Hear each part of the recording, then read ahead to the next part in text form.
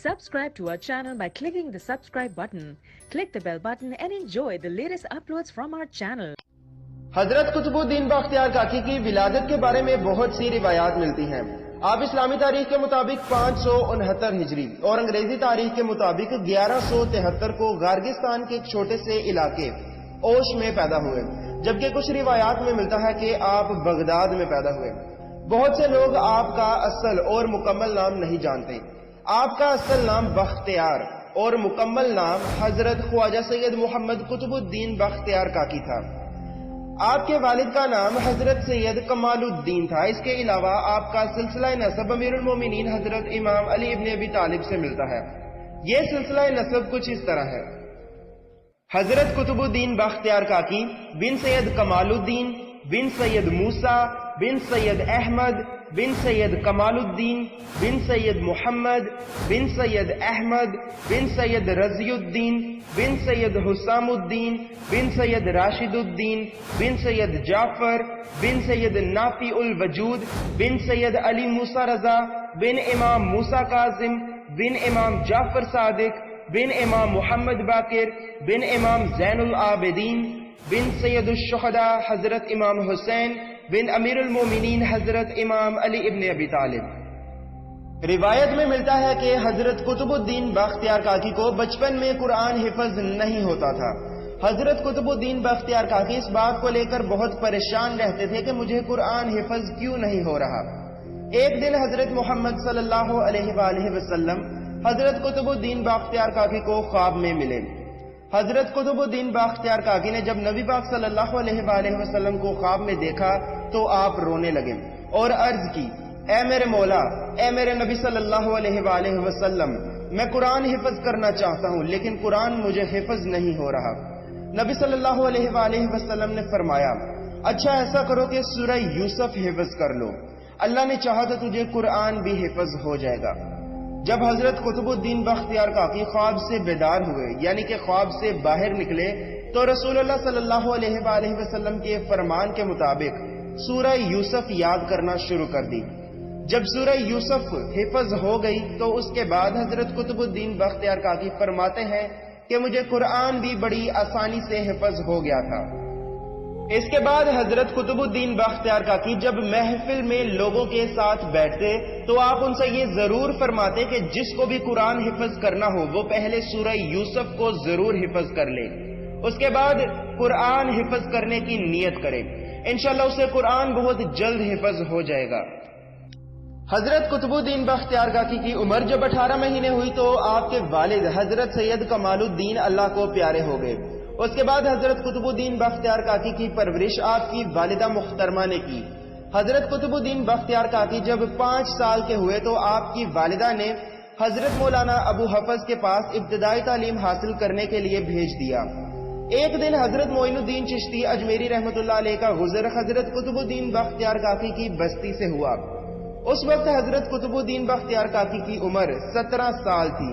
حضرت قطب الدین بختیار کاکی نے حضرت معین الدین چشتی اجمیری سے فرمایا: کیا میں آپ کا مرید بن سکتا ہوں؟ حضرت معین الدین چشتی نے حضرت قطب الدین کی طرف دیکھا اور فرمایا: ہاں ضرور، آپ میرے مرید بن سکتے ہیں۔ کہا جاتا ہے کہ حضرت قطب الدین بختیار کاکی نوجوانوں میں حضرت معین الدین چشتی کے پہلے مرید تھے۔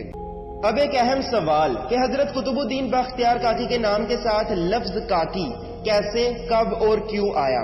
ویسے تو اس سوال کے جواب میں بہت سے جواب اور بہت سی روایات ملتی ہیں۔ ویورز، کاکی لفظ ہندی کا لفظ ہے جس کا مطلب روٹی ہے۔ جب حضرت قطب الدین بختیار کاکی کی عمر 5 سال تھی تو آپ کے والدین کو آپ کی بہت فکر ہوتی تھی کہ ہمارا بیٹا ایک اچھا اور نیک انسان کیسے بنے گا۔ حضرت قطب الدین بختیار کاکی کی والدہ نے اس بارے میں بہت کچھ سوچا۔ بہت کچھ سوچنے کے بعد آپ کے ذہن میں ایک خیال آیا۔ ایک دن جب حضرت قطب الدین بختیار کاکی صبح مدرسے گئے تو پیچھے سے آپ کی والدہ نے کھانا بنایا اور الماری میں چھپا کر رکھ دیا۔ حضرت قطب الدین بختیار کاکی جب مدرسے سے گھر واپس آئے تو آپ نے اپنی والدہ سے کہا: ماں بھوک لگی ہے، کچھ کھانے کو دو۔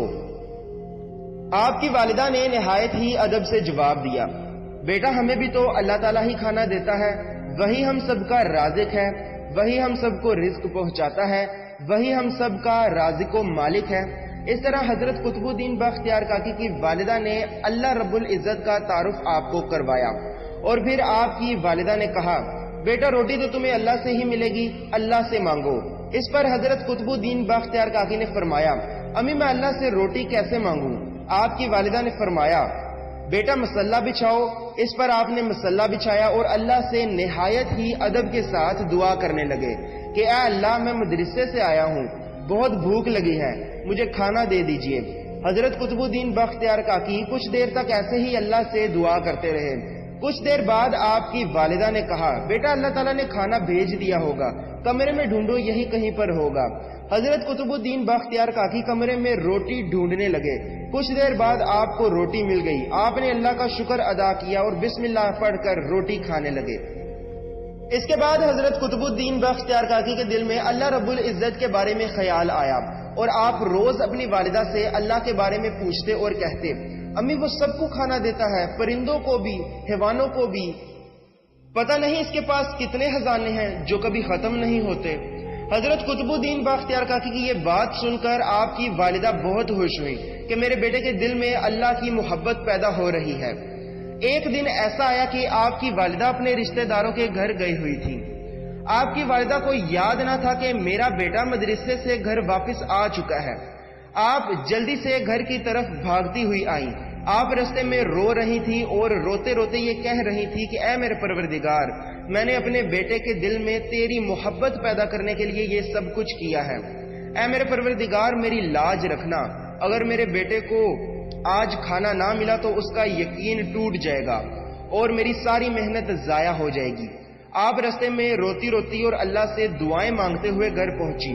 آپ جب گھر پہنچی تو دیکھا کہ حضرت قطب الدین بختیار کاکی سوئے ہوئے ہیں۔ آپ کی والدہ نے جلدی سے کھانا بنایا اور الماری میں چھپا کر رکھ دیا۔ اس کے بعد حضرت قطب الدین بختیار کاکی جب اٹھے تو آپ کی والدہ نے روتے ہوئے کہا آج تو میرے بیٹے کو بہت بھوک لگی ہوگی۔